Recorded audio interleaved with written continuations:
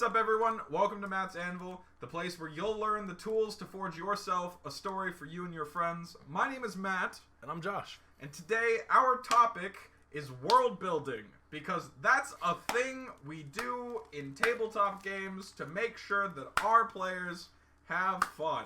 Sometimes. Sometimes. Other times, it's to torture your players because they're awful and rude.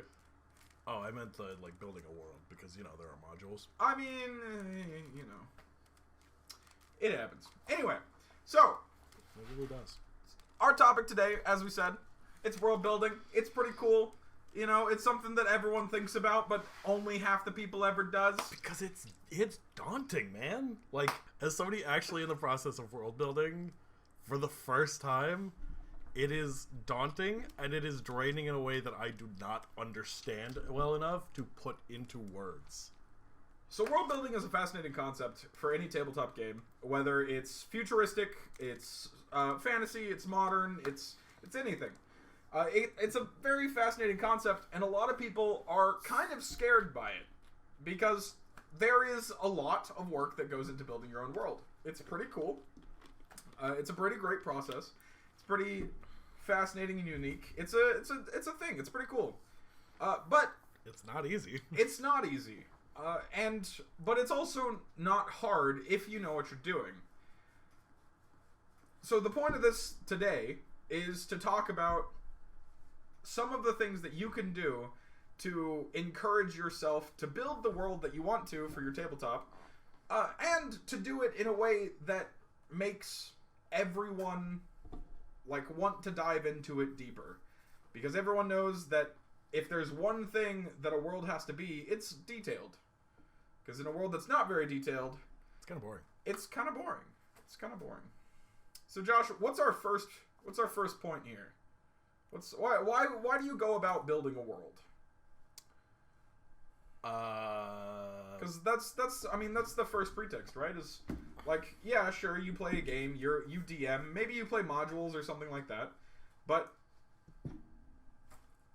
what do you do? What do you start with? Where do you go? I feel like it's best to have a goal in mind, or a reason to make it. Absolutely. And even if that reason is just you get the idea of, like, because I know when I first thought of my world, it was literally, I found out the Dragon Turtles were a thing when Fizban's thing got released, and then I was like, I want to put those on a planet. And it kind of snowballed from there a little bit. And now partially is on paper, and It is on paper. You started drawing a map today. It's kind of cool. It's pretty cool. Seeing how empty parts of that map are, though, it's weird, because I keep seeing essentially the design of this world in my head, and I thought I was doing great until I put it on paper and realized how much of the world is still just fully empty, because I haven't thought of what to put there. Which brings us to a very good point. So, yes, when making a world, it's very important to establish a goal. Whatever your reason may be for making a world, or for even making a small adventure, maybe just a town. It doesn't have to be anything crazy. Yeah. It can be because an idea sounded cool. It could be because you have this quest in mind and nothing really fits it. It could be that you want your own world so that certain mechanics that you make are more effective or make more sense. It really comes down to you. In this case, we're talking the Dungeon Masters. Yeah. But the players are involved in this too. If you're making a world, on either side, you have to realize that you affect it in several different ways. The DMs, obviously, they craft everything around you. But the players, their backstories are vital when constructing lore for the world. Especially if it's in places that don't have as much detail that the DMs have put in. Yeah. Those players flesh out the details for you in their backstories, and it becomes a very effective tool for establishing principles within the world. Which is why when I go into saying this, both players and DMs control the pace of which the world builds. So it's very important to understand that when we talk about this podcast, we're not just talking DMs, we're talking to players too. It's very important. Yeah. So, going back to you, you had talked about how it's kind of overwhelming. You had drawn your map, everything, like, you saw so much emptiness that you didn't know what to do. The best recommendation and the best tip that I have ever heard, which I believe came directly from Matt Mercer. Or I think it was him talking to Brandon Lee Mulligan. I think it was about world building. I think it was. But it is a fantastic concept. Start small. It's a very simple concept. This is why I say that building a world can be easy and hard. Because yes, there's a lot to it, but if you're building small, if you're starting with a town, with an NPC, maybe watch our previous podcast where we talk about NPCs. Or maybe you want to build a dungeon first, and so you go watch our podcast about magic items, and you make a magic item, and you want to start a dungeon there. Starting small is a very key concept, because you're not going to overwhelm yourself if you're dealing in small cups. Yeah. A person can mine through a mountain one swing at a time, but only if you take it one swing at a time. So, when you're building an entire world, or, for some people who go even crazier, an entire universe... Yeah. Start with your first town. Start with the first NPC. Go to the place that your players will start. If you're building a world in that sense, where do your players start? Where do they meet? If you made this town because you wanted to do you had a quest in mind, start with the town that they're in. Start with the beginning section. Even if it's just a tavern. Yep. That's all you need to start something, because as your players get more into the world, and as you begin to build on this town, this city, this world that you're working on, it will slowly flesh itself out. Yeah, I mean, Taldore and Exandria and all of that, according to Matt Mercer himself, it started as a one-shot. It started as Stilbin, a single town, and his friends were just like, cool, when's session 2? Yeah. And he's like, okay. So he literally went step by step, and at first was literally only building each place they went to. And that's perfect. Like, that is a great way to start it, because it doesn't overwhelm you. It just, you have what you need. And once he realized, cool, this is going into full campaign territory, now I could start building everything that goes along with a full campaign. Which, there is to say, there's a lot involved with that. Yeah. I mean, if you're looking to build a full campaign, you have to look at it from multiple angles. I mean, for one thing, it's how many towns do you... Sorry, let me rephrase that. The first thing you look at is, what's your landmass like? I mean, if you start in a town that's set on an island, obviously, the landmass isn't going to be very big, but it could be in an island chain. And if that's the case, you're building small towns, 1 or 2 on every island, until you amass whatever it is that you're looking for. Or even if they're... I mean, they don't even have to be small enough islands. They can be connected to each other if the islands are close enough. So you end up with this giant fishing town that's all separate islands, but it's all connected with little, like, wooden walkways or whatnot. And there are just plenty of ships everywhere, so there's definitely a fishing trade. And there, you have some extra points for it. Absolutely. And that's a great leeway into when you start fleshing things out. Because once you've established a town and a landmass, then you start establishing trade routes or pathways to different cities. That's when you start establishing terrain and how people live. You've said this one lives in a fishing village on some islands. Well, on the mainland, across the channel, you could meet a desert first and foremost. So it's important to, when you start small and you plan on going bigger, go step by step by step. Don't rush out to the whole world, because you're going to overwhelm yourself You're going to get confused. And that's what we're trying to avoid here today. So... Because I definitely am, and I jumped head first into it, so... Yeah. This episode is really to help both me and everybody else, because, like, I am learning essentially what not to do to start, and it was my choice to essentially be like, cool, I don't want to really start working on this until I can put pencil to paper and make a map. But honestly, for me, that just, like, making the map to me felt like the first step. Sure. And that's not to say that's wrong. Just to be clear here, what we're doing is we're just suggesting ideas to make the workload seem more manageable. More manageable. However, if you have a concept in mind for a world that you want to build or a map that you want to play on, by all means, send it. Yeah, absolutely, send it. I mean, from a variety of things, one of the most recent worlds that I've been working on, and it's kind of the one I'm most excited about, is a world that was, in one way or another, became built over another world.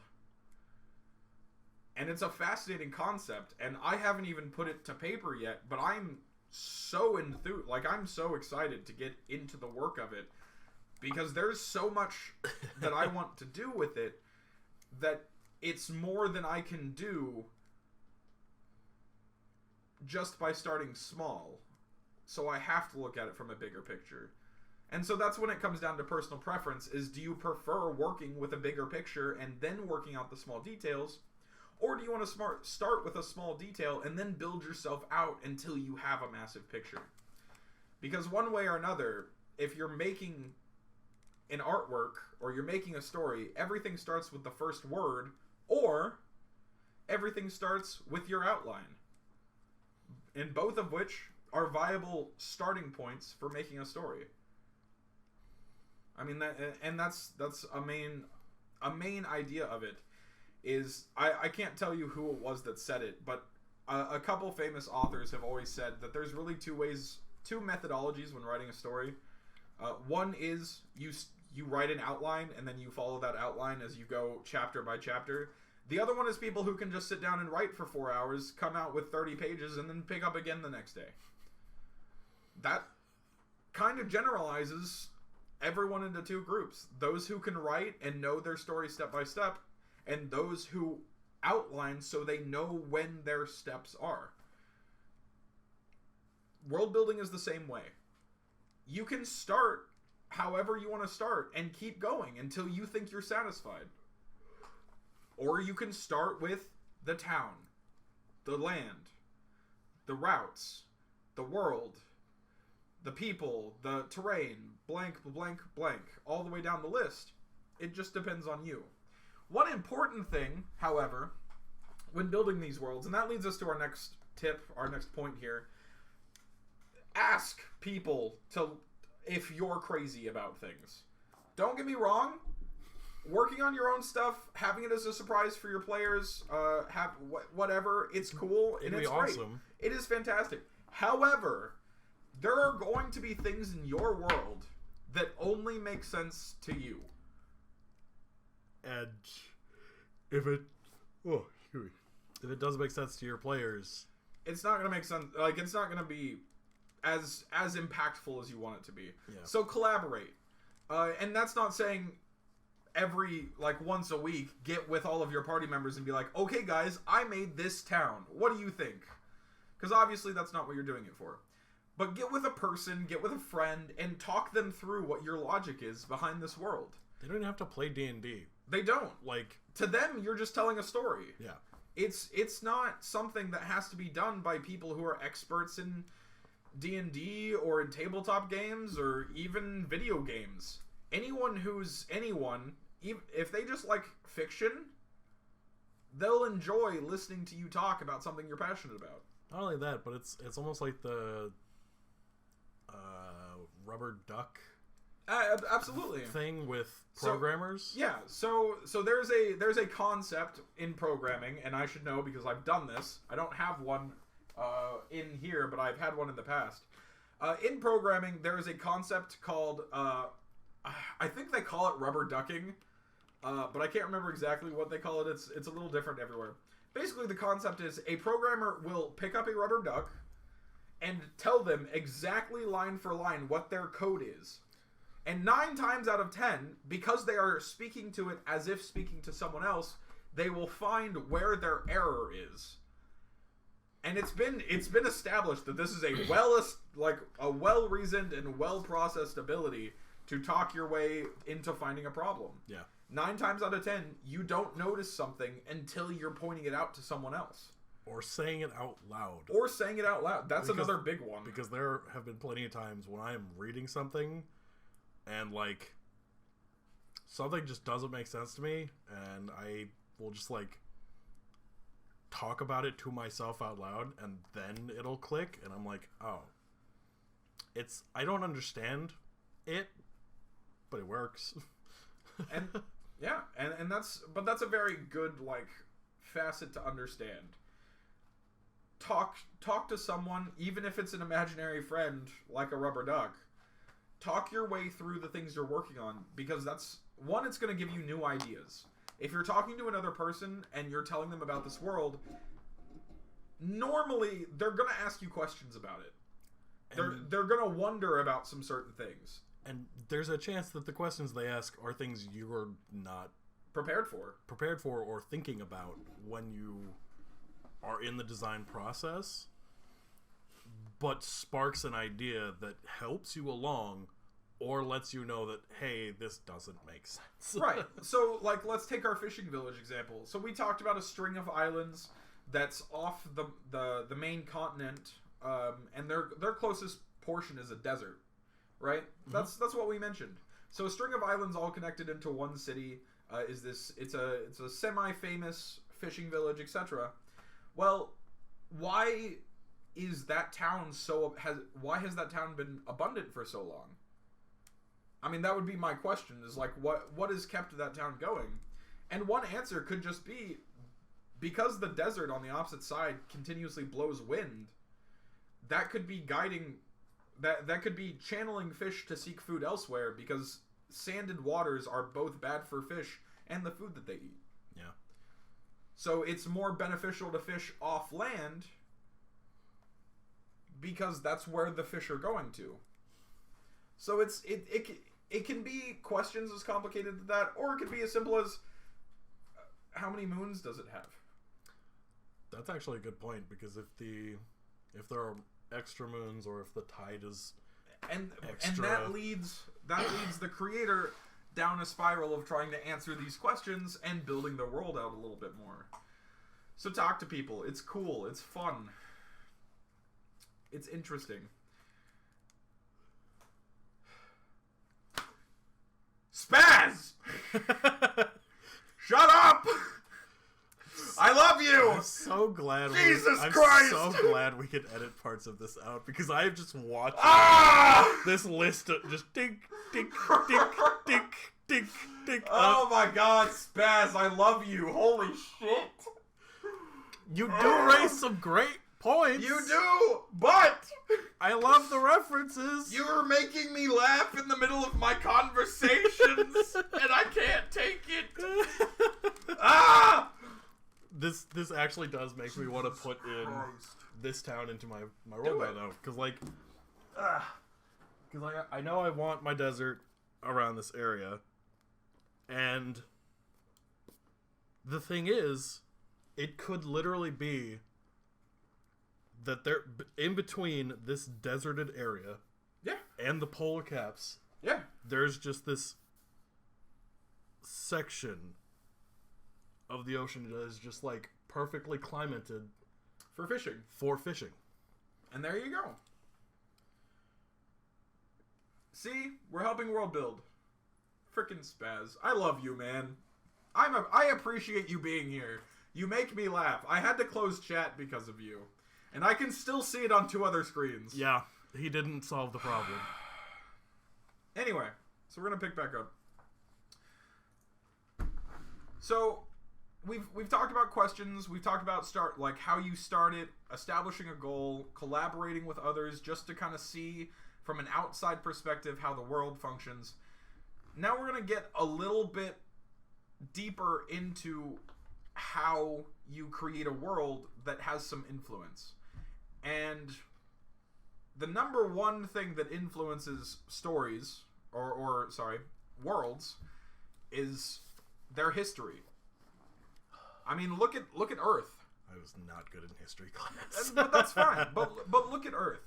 Because of several things that have happened over thousands of years, not only have humans kind of become everywhere, but we've advanced, we've had wars, we've established nations that have risen and fallen across time. We've physically changed, like, certain locations that will be like that forever. But not only just people, the land itself has a history. All of the continents used to be one.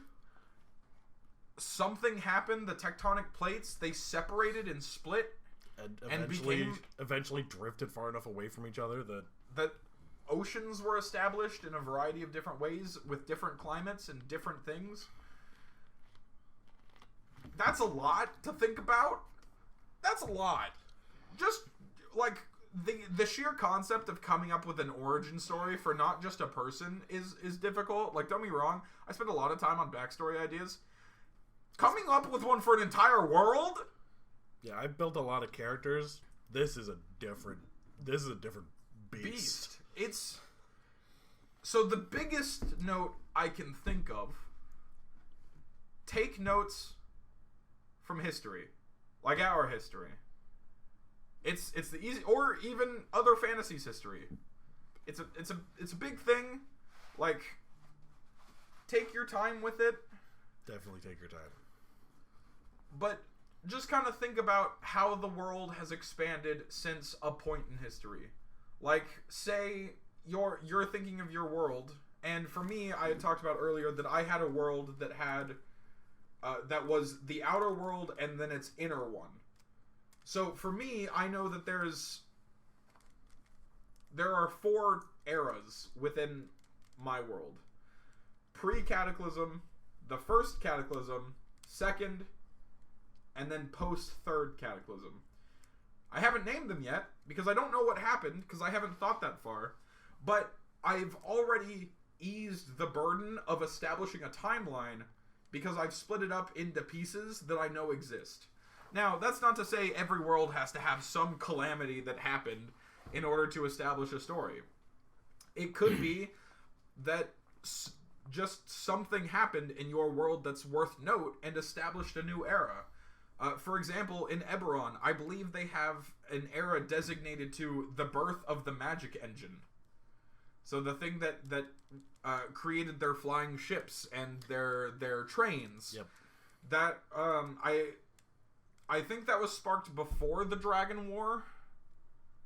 But I can't remember. Regardless. I can't remember either. Something like that, an establishment in the history can help lead to other details. For example, if we're talking about Eberron, where did this magic engine start? Where did this happen? And that's a great point too, is that this goes back to using resources and taking notes from history. The Dungeon Master's Guide has a fantastic list for significant events that's happened throughout stories. It's great inspiration, and you don't have to take exactly what they say. You just get ideas from a random table, and you're like, cool, this one gives me an idea for something that happened. Absolutely. So, take notes from history in general. Yeah. Maybe not our world history, maybe not Faerunian history, which is what the Forgotten Shores is based on. Ours is a little meh. There's a lot of fighting. There is a lot of fighting for one race of people. But, the race option's also kind of, like, low, so, I can't just up and be a kobold. Dude, I wish. Anyway. I'd switch to a kobold immediately. Just go get isekai. Get hit by a van. Dude, don't tempt me. Like, No, you can't do that. The There's amount too of many times people. I saw those specific trucks while I was stationed in Japan and just stopped on the road and thought, Do it. I Do it. could just be a hero somewhere else. God, it's so funny. Anyway, but yeah, no, seriously. Take notes from histories. Get inspiration. Have events that dictate eras. Don't, just like everything else we've suggested, don't try and cram everything at once. Start small. Break it up into pieces. Make it manageable. You're not trying... You're not running a race. No. It's a marathon, as is a lot of things in life. You're not going to wake up one day and just within 24 hours become Matt Mercer That's not with his true. like 2 books published on one planet. I wouldn't say it's impossible for that to happen. I'm just You would saying be it's really vastly unlucky. Really productive in one day. Absolutely. So, but we're talking about histories. Yeah. And there is one thing, and we talked about it in Earth history, in the real world's history. One thing that you can do to help establish histories, or to just effectively rate or quicken the rate of your world, flesh out cultures. And this is done as simple as saying elves live in forests, humans live in plains, kobolds live in caves under mountains, Specifically deep. Yeah. Under mountains, because then you dwarves live Yeah. in mountains. This already that by itself already tells you what's happening in an area. If you have a mountain range, you know there's going to be dwarves there somewhere. If they haven't already set up like in Mountain Colony, they are working on it. Exactly. Or if you're right next to a forest filled with trees that are a mile high, you know there's elves going to be there. Elves are going to be there somewhere. The moment you take 5 steps in that freaking place, you're going to die. There's going to be 5 arrows in your back, there's going to be 3 in your face, and you're just going to be dead. The grouping's going to be immaculate, but like, come on, man. They're elves. That's what they're there for. Cultures are very important in tabletop games. And in worlds. I mean, look at our world. You can, and it doesn't even have to be as big as looking at different world cultures. Look at the United States. Look at the South versus the North. What those cultures are like. The southern part of the United States is literally called the Bible Belt because they are very religious. Yeah. But that in and of itself defines a culture in our area. So when looking at culture, just recognize that everything can be connected to something. Yeah. It should be. And well, it doesn't have to be. Yeah, I mean, so that's a big understanding. Like the elves of the forest don't have to be connected to the fishing village that's like on the other side of the plane. They don't, but they could, and that's to say depends on how good your trade routes are. And that's exactly the point. So that has already made a connection, tentative as it is, for having a culture in the world. Why would the elves have a trade route to this fishing village? Because they're like that type of vegan where it's okay to eat fish but no other meat. Okay, let me rephrase that question then. No. I mean, that's fine, but let me rephrase that question. Why are they not fishing in their areas? Maybe they're not located next to water. How are they getting their trade routes to this town? Road. But no roads lead to there. Oh, that's fair. I don't know, but that right there is building your world. The answer to this, by the way, is that they don't deal with the fishing village. They deal with the desert village that trades with the fishing village. Okay. And that's how they get fish. And now you've established a trade route. Okay. So, cultures and things like this, and we went a little too far into it, because it's not just why do the elves want this or why do these want this. Cultures even go so far as, well, why do the elves worship their gods? Why do the humans worship theirs? I mean, what traditions do the elves have that the humans don't? Yeah. And why? Druidic types. Questions like those about asking about tradition and what the daily life is of a random race in a random town of that race is going to help you make connections to things that need it. Now, if you want to have an adventure in this world and you cause a connection to go from point A to point B, that's fine. That's looking at it from a unilateral perspective. Whereas if they didn't have that connection, they wouldn't be connected. Not everything has to be connected some way. But if they are connected to something via a connection to something else, that makes sense for fluidity. And gives your world a more sense of being alive. And that's not to say that you can't be an isolationist, but you have to explain the culture of why they are isolationist. Yeah. And if they are isolationist, how do they survive? If our elves, for example, are isolationists, so they don't let anyone into their forests. Well, first of all, why? Probably so the humans that they've seen nearby don't cut down their forest. And see, so that's a valid point. So now you've made hostile ties and established a culture generalization that humans and elves probably don't like each other. Because you got the humans who are using trees to build their homes, and then the elves who also use trees to build their home, but in a different way. And so without that's killing the tree, and they're just like. And so that's how you establish cultures and cause it to raise your world in detail. Now we've kind of touched on this on this next one. So moving on, apologies. We've kind of touched on this next one a little bit as we've gone piece by piece through everything. But at a certain point, every builder of every world is going to consider this and not realize they've considered it. We're in this fishing village, right? Okay. It's connected to several towns. Yep. If I'm a player in this town, what am I doing? Like, grew up in this town, or sure, like this is your home. Sure. You were probably raised as a fisherman, and so there's nothing else in that town. What if my character didn't want to be a fisherman? You bake bread.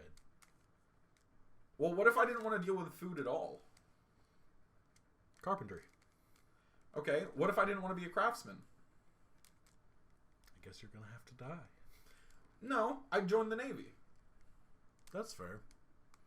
Because they How did I not think of that? I've literally no been idea. in the Navy. I have no idea why you didn't think of that. But so when building places, it's important to look at things from a character's perspective. If I was going to build a backstory about fuck, I hate you. I hate you so much. You're great, and I love that you're in my chat. But god freaking damn it, sea monster.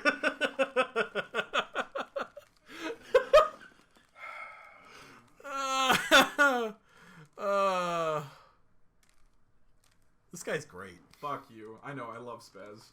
He's too good. I talk to him all the time. He's so good.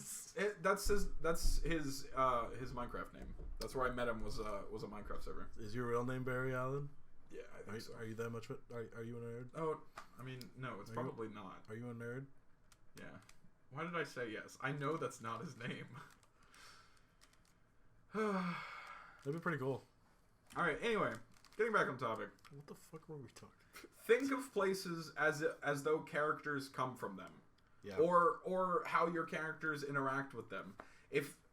Why is this fishing town? Sorry, let me rephrase that. If your fishing town is going to be pertinent to your story, or even your characters just want to go to it, why do they want to go to it? What will they see when they get there? What's the first impression?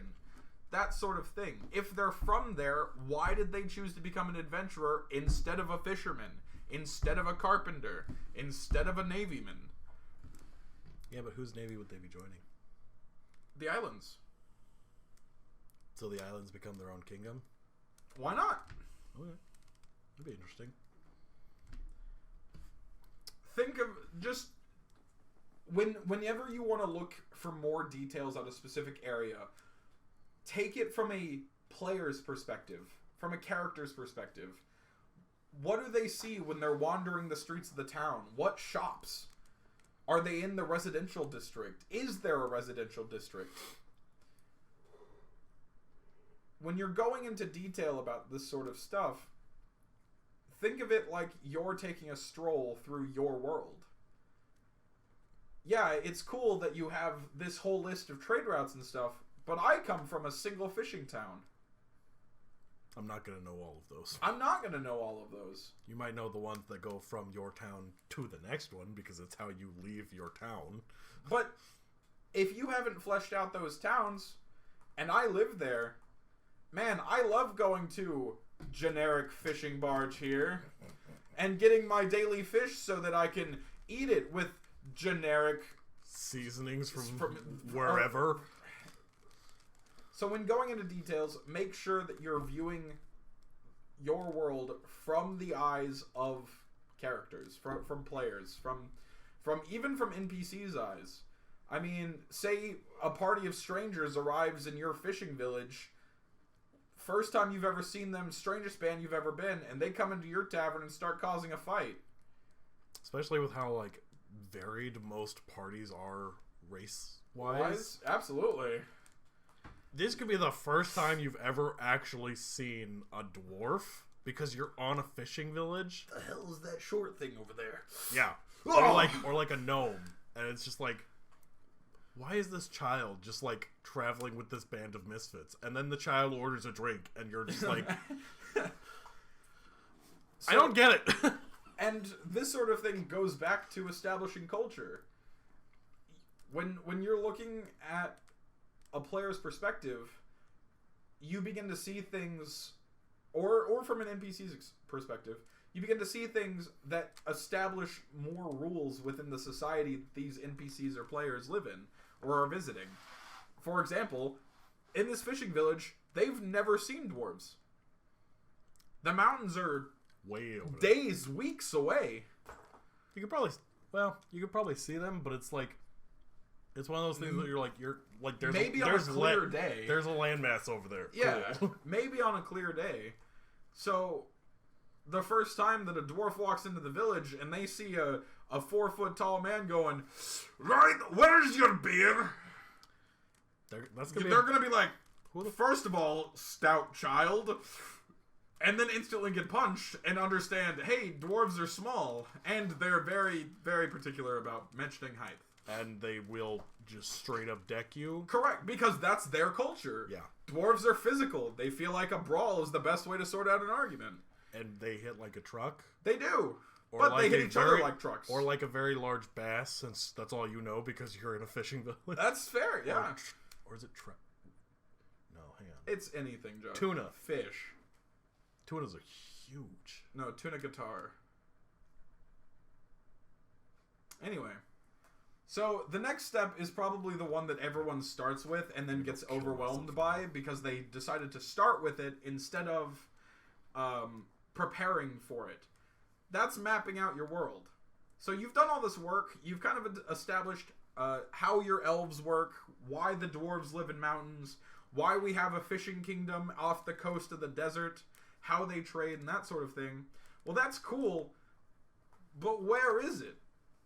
I still don't feel like it would be a kingdom.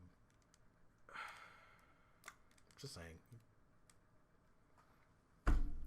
It's hypothetical. Except it's not, because I put it on paper, fucker. That sounds like a personal problem.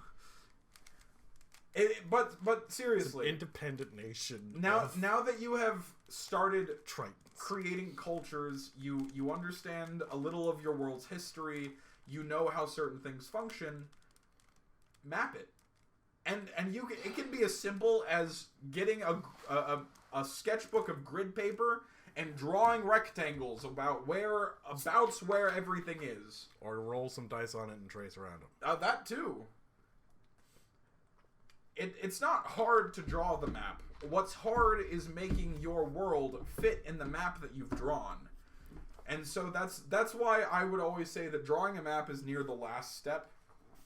Because you're working on something that is massive.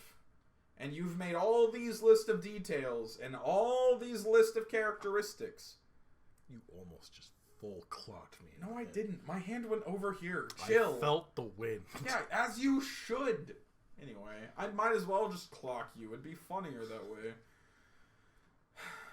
So, if you have all this list of things like that, you're going to start having in mind a way you want your world to look. Hey, we have a fishing village somewhere, maybe, let's say, in the southeast. You want it connected to your desert on the mainland, so you know that after that desert, the main world is going to start to arrive.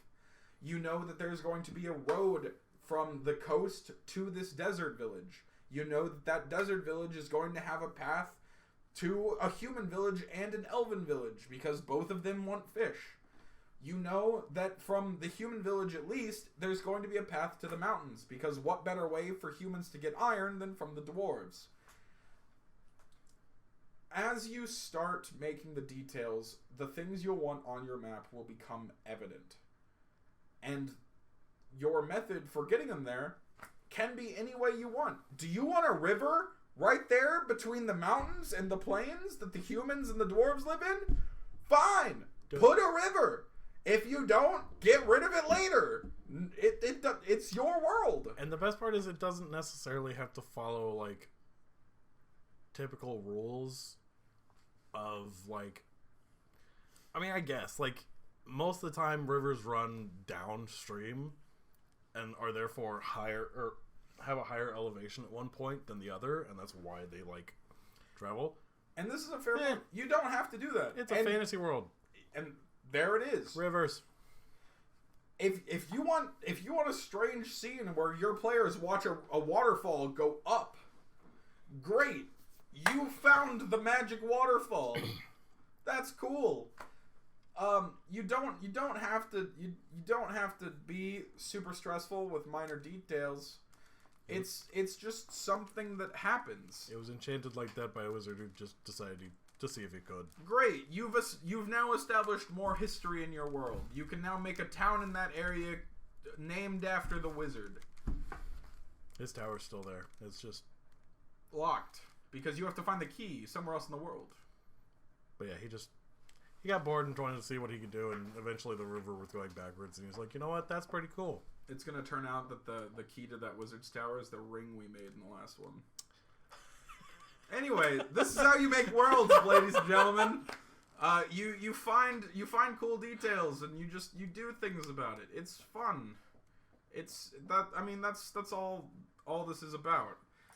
Now, of course, we've already prefaced this, but it is very important. As you map out your world, please look at it from a player's perspective. Do you really want to see this town here and then this town way over here? Wow.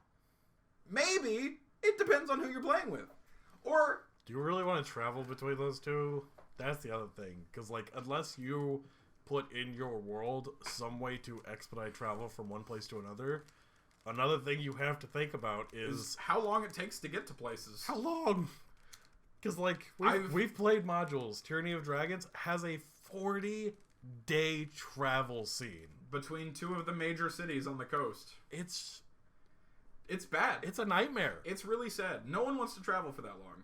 No. There are means of which you can make it better, and we tried, but even still, you don't want 40 days of travel without it being interesting of some kind. So think about your world from a player. Cool. I can go from this isolated fishing town. Oh no, sorry, the elves are isolated. Yep. From this fishing independent nation to the desert town, but it's going to take me 10 days on ship and another 20 on foot, if not by carriage. That's 30 days of travel that you're putting on your players, and if there's no reason to do it, they're not going to want to do it. Or, if you're in a town, and say you're in a dwarven city, the number one thing your players are expecting to see are blacksmiths everywhere. They want weapons, they want magic things. But it doesn't make sense for every single dwarf and their mother to be a blacksmith and a magic creator. That civilization would not thrive, let alone survive. Listen, I have made a character in the past that specifically seeks out bakeries in cities just to see if DMs put them in there. I have. Oh. Hey, you come here often? I'm gonna stab this man. It was my third character in a campaign, and I was sick of playing the campaign because none of my characters lasted. So I made weird quirks about this last character. Anytime he meets anyone, he asks, "Hey, you come here often?" I don't think I ever saw that man look for a bakery. That's because we were never in a town. We went from Fallout to Skyrim, blew up Skyrim, and left. No, we blew up Fallout, left, ended up in Skyrim with the Brotherhood of Steel, who then nuked the elves. So, I didn't get a chance to go see any bakeries, Josh. Oh man. That was a very hectic. Never again. It'll never happen again. No. It's fine. But, no. See things from your player's view. Their insight, even if it's you sitting in their seat, seeing with their eyes, looking at the back of the DM screen, looking at the back of the DM screen and not the front, it's going to give you more information to work with. It's going to make you see from a different perspective, and that's very important. But because you're not going to see everything yourself. You're not going to see everything yourself. You're not going to think of everything yourself. You're not. And that's why you collaborate. All the way back to the first tips.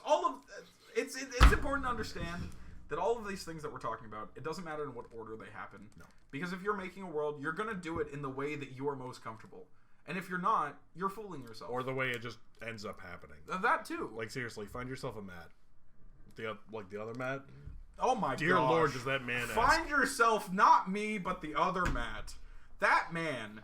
The amount of questions. He just asks questions. And they're great questions. They are brilliant questions. They're off the wall half the time. They are. They're great. They come out of left field, but they are phenomenal questions. You're not ready for any of them ever. You're not ready for any of them ever. But they are phenomenal questions. Or a Spaz. Or a Spaz.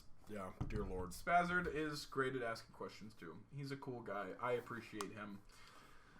But also known as Barry Allen, aka The Flash. Go get him.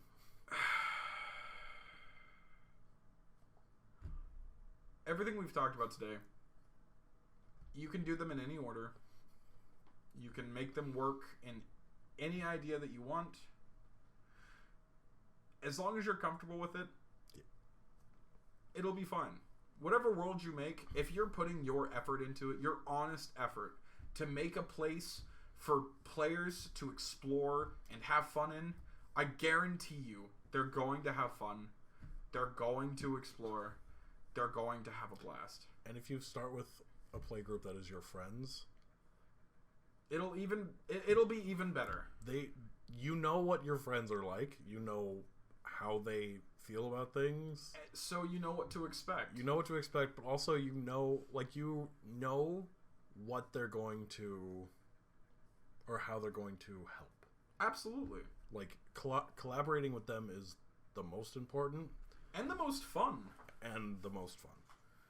And we come back to this. I had a thought, and I literally lost it while I was saying all of that. But you still made a really good point. But as always, we have recorded, we have talked through 4 episodes of this. 2 entire months of work, because we do these every 2 weeks. And at the end of every single one, we come back to the same point, because it's how everything functions. If you are making this world, if you're working on it, if you're talking with your friends, if you're exploring new options, there's always one thing that you have to do. Have fun. That's all it takes. If you're having fun doing this, great. Keep going. Make it as in-depth as possible. Throw in as many details as you want. Have fun with it. If you're not having fun and you're going through all this work because you think it's necessary, no one else is going to enjoy it either. No. Sure, making a world can be stressful. It can be nerve-wracking. Yep. It can be intimidating. Yep.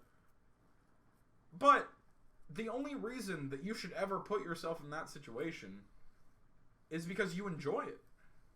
Or plan on enjoying it. Because, like, the process of making it might not start out the most fun, but... Josh, I have not seen a conversation that we have had about your spiral garden that you haven't gone elated every time you have come up with a new idea. Yeah, I guess that's fair.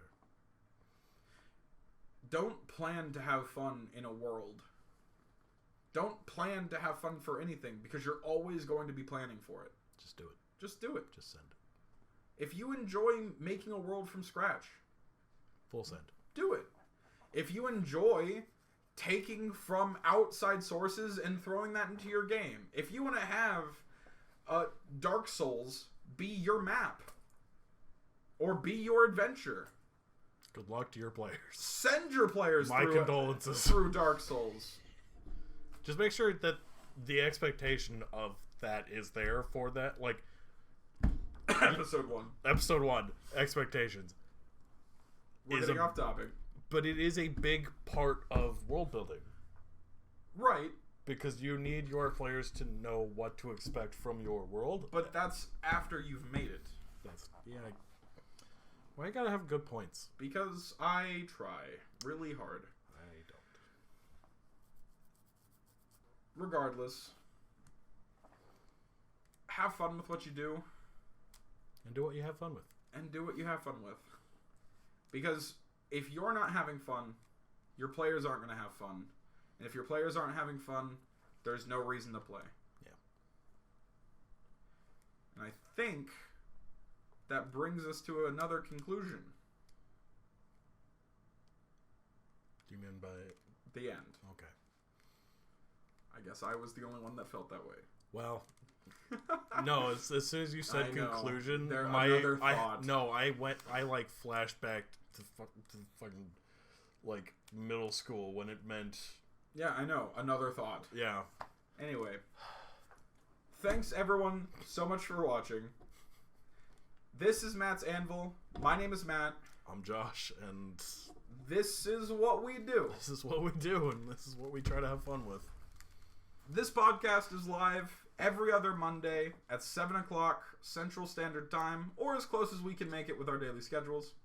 You can find these episodes on YouTube, on our YouTube channel, at Matt's Anvil on YouTube, or wherever you watch or listen to your favorite podcasts, on Apple Podcasts, Spotify, that sort of thing. We'll be back in 2 weeks. Ta-da! Bye, everybody. Goodbye.